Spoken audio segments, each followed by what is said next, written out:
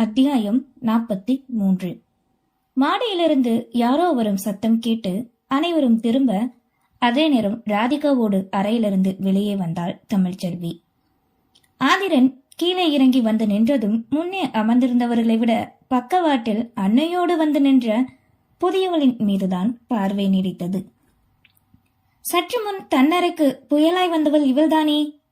உஷ்ண பார்வையில் காண, ஐயோ ஏதோ ஒரு வேகத்துல கத்திட்டு வந்துட்டோம், இப்ப என்ன சொல்ல போறானோ, அதுவும் எல்லார் முன்னாடியும். தவிப்போடு தலையை குனிந்து கொண்டாள் தமிழ்ச்செல்வி. இவன்தான் எங்க பையன் ஆதிரன் என்று தந்தையின் குரலில் திரும்பியவன் அங்கே வந்த அனைவரையும் கண்டான். ஹலோ, வணக்கம். பொதுவாக உரைக்க, நல்லா இருக்கீங்களா தம்பி? நலம் விசாரித்தார் சங்கரமூர்த்தி. அவனும் பதிலுக்கு கேட்க, வாடா வந்து உட்காரு, இன்னைக்குமா காலேஜ் போற? கிளம்பி வந்தவனை கண்டு பசுபதி கேட்க ஆம் என்றான். டேய், என்னடா நீ, உன் சின்சியருக்கு ஒரு அளவே இல்லாம போச்சா?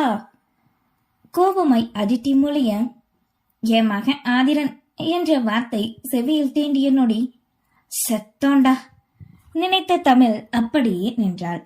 அவளை அழைத்து கொண்டு வந்து அமர வைத்த ராதிகா தானும் அமர்ந்து, டேய் ஆதி, இவங்கதான் உன் தங்கச்சியோட மாமனாரு மாமியாரு, இவங்களோட தங்கச்சி, இது இவங்க பொண்ணு, இது மாப்பிள்ளையோட தங்கச்சி என்று அனைவரையும் மகனுக்கு அறிமுகப்படுத்தினார். ஓ, நீ தேவாவோட தங்கச்சியா? இருந்தாலும் இந்த வாய் உனக்கு ஆகாது, இரு உன்னை கவனிச்சுக்கிறேன். மனதிற்குள் கருவி கொண்டு அமர்ந்திருந்தான் ஆதிரன். பின் சிறிது நேரம் பேச தமிழ்ச்செல்வியோ தப்பித்தவரையும் கூட அவனின் புறம் திரும்பவே இல்லை. ஆனால் ஆதிரனோ அதற்கு மாறாய் மற்றவர்களிடம் பேசினாலும் அடிக்கடி அவளை கண்டவாறே இருந்தான். இளந்திரையன் வரவில்லை என்ற செய்தி யாழ்மதியை வேதனை கொள்ள வைத்தது. அந்த வேதனை கூட தன்னவன் மீது கோபமாக மாறி மற்றவர்கள் அறியாது கைபேசியில் ஆங்கிரி சிம்பலாக அனுப்பிவிட்டாள். அதன் பின் காலை உணவினை உண்டு முடித்து ஆதிரன் மதியம் வருவதாக கூறி சென்றுவிட அதன் பின்னே நிம்மதியாக உணர்ந்தாள் தமிழ். அதுவரை ஏதோ வலைக்குள் சிக்கிய உணர்வு. அவரவருக்கு ஒதுக்கப்பட்ட அறைக்கு சென்று சிறிது நேரம் ஓய்வெடுக்க யாழ்மதியோ அன்னையின் மடியில் தலை சாய்ந்து படுத்திருந்தாள். தமிழ்ச்செல்வியோ உறக்கம் வராது கைபேசியை நோண்டினாள். சங்கரமூர்த்தியும் விஷாலாட்சியும் வேறு அறையில் இருந்தனர். யாழ்மதியின் நினைவோ ஒரு புறம் இளந்திரையன் வரவில்லையே என்ற கவலையும், மற்றொரு புறம் அங்கே வளகாப்பு வீட்டில் என்ன நடக்கிறதோ என்ற எண்ணமும் தான். நேற்று மதியம் போல் சென்னைக்கு கிளம்பி வரும் முன் வேலம்மாள் பாட்டியின் அறைக்குள் நுழைந்த யாழ்மதி அவரின் உதவியை நாடினாள். வாமா, என்னடா இங்க வந்திருக்க? பாட்டி, நீங்க சென்னைக்கு வர வேண்டாம், அதுக்கு பதிலா இன்னொரு வேலை பார்க்கணும் இங்க. நான் சொல்ல போற விஷயம் உங்களுக்கு பிடிக்கலன்னா வேண்டாம், விட்டுருங்க. ஆனா இப்போதைக்கு உங்களால மட்டும்தான் இதை பண்ண முடியும். ஏன்னா நீங்க பெரியவங்க, அதுவும் போக வயசானவங்க. என்னத்தா சொல்லு, என்ன பண்ணணும்? அது கொஞ்ச நாள் நீங்க இளையா மதினி வீட்ல இருந்து அவங்கள பாத்துக்கணும். இந்த நேரம் மதினிக்கு நம்ம வீட்டாளுங்க கூட இருக்கணும்னு நினைப்பு இருக்கும்ல. உங்களுக்கு தான் எல்லா பிரச்சனையும் தெரியுமே, இங்கேயும் எல்லாரும் கவலைப்பட்டு இருக்காங்க. என்னால எப்படித்தான் அங்க போக முடியும்? அந்த நீலகண்ட எப்படிப்பட்டவன்னு ஓ மாமியார் சொல்லும் போதே புரிஞ்சுக்கிட்டேன். அதுவும் போக நானும் நேர்ல பார்த்தேன் தானே. ஆமா, ஆனா நான் ஒரு பிளான் சொல்றேன். அது மாதிரி நீங்க பண்ணா மதினியோட இருக்கிறதுக்கு வாய்ப்பு இருக்கு. குப்பைய முக்குல கிடந்தாலும் என் பேத்திக்கு நான் துணையா இருந்தா போதும்டா. சொல்லு, என்ன பண்ணணும்? நான் இப்பவே பண்றேன். இங்க தன் திட்டம் அனைத்தையும் கூறினாள். பண்ணிருவீங்களா? நான் சொன்ன மாதிரியே நாளைக்கு தேவையான ஏற்பாடு கூட நானே எனக்கு தெரிஞ்சவங்க கிட்ட சொல்லி வச்சுட்டேன். சீர் முதற்கொண்டு சாப்பாடு வர காலையில வந்துடும். அங்க போய் நான் சொன்னது மாதிரி நடந்துகிட்டா போதும். பின்னாடி நீங்க அங்க இருக்கும்போது பிரச்சனை வந்ததுன்னா உடனே வந்துருங்க. அப்படியே மதனிக்கு நல்ல விதமா புத்திமதியும் சொல்லுங்க பாட்டி. அழுதுகிட்டே இருக்க வேண்டாம், எதையும் எதிர்த்து நிக்கணும்னு சொல்லுங்க என கூறிய அனைத்தையும் இப்போது இங்கே சென்னையில் அன்னை மடியில் படுத்தவாறே நினைத்தாள். என்னடா தூக்கம் வரலையா? மகளை தட்டி கொடுத்த அன்னை கேட்கவே, இல்லம்மா. இலா வரலன்னு சங்கடமா இருக்கா? அவன் எங்க?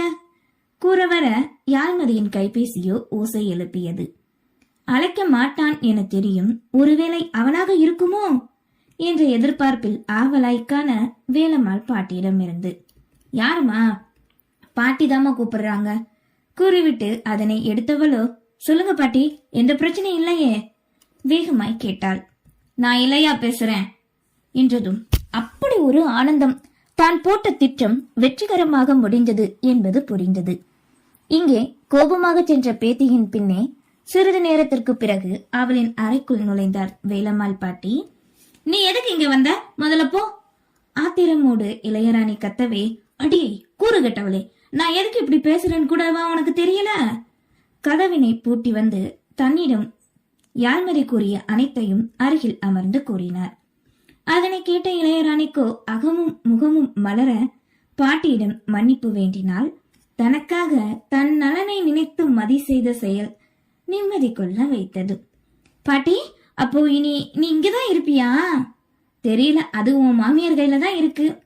நான் அவங்க கிட்ட சொல்றேன், அவங்க அம்மா கிட்ட சொல்லுவாங்க. நீ இங்கே இரு பாட்டி. சந்தோஷ மகுதியில் ஆர்வமோடு கூறினாள்.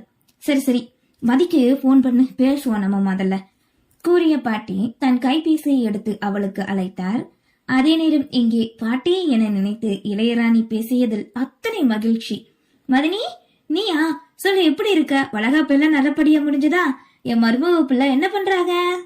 சந்தோஷமாக கேட்க பாட்டி என்று சொல்லி இளையாவிடம் பேசுகிறாளே என்ற நினைப்பில் தமிழ்ச்செல்வி மகாலட்சுமி இருவரும் யோசித்தனர். எனக்கு வர்ற கோபத்துல உன்னை கொன்னுட வேண்டி.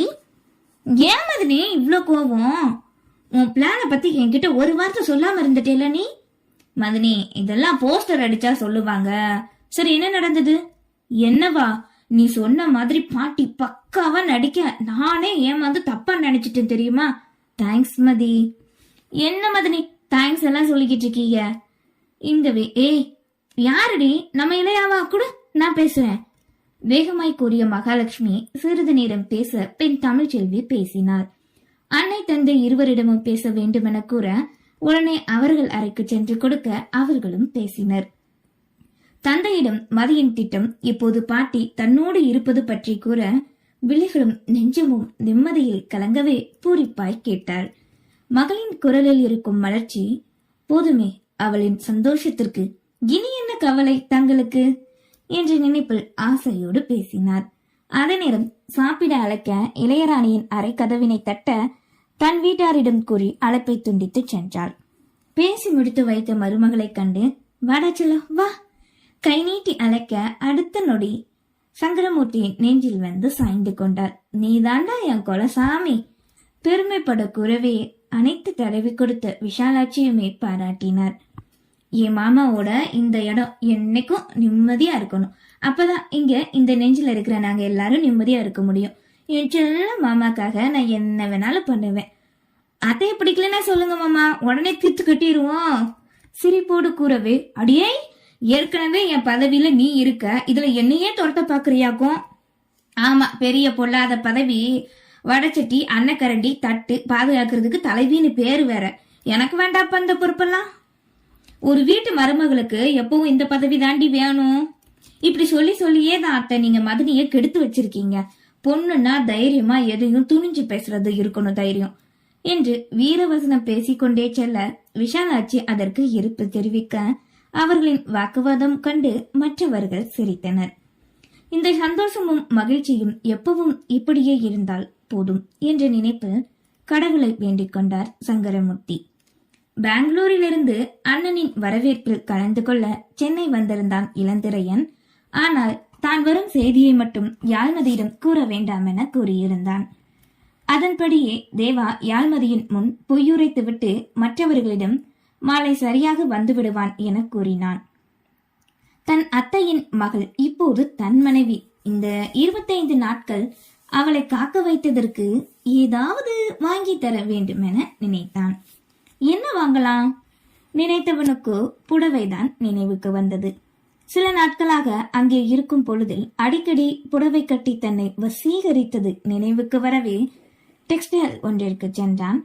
ஜரிகை இல்லாது சாஃப்ட் சில்க் சாரி வேண்டுமென கேட்க அந்த பிரிவுக்கு செல்லவே தனியாக வந்த ஆண் என்றால் அவன் ஒருத்தனே எடுக்கணும் என்று நினைத்து வந்தாச்சு. ஆனா எப்படி எடுக்குது என்று தெரியவில்லை. முன்னோ பின்னோ செத்தாதான சுடுகாடு என்பார்களே, அந்த நிலைதான் அவனுக்கு.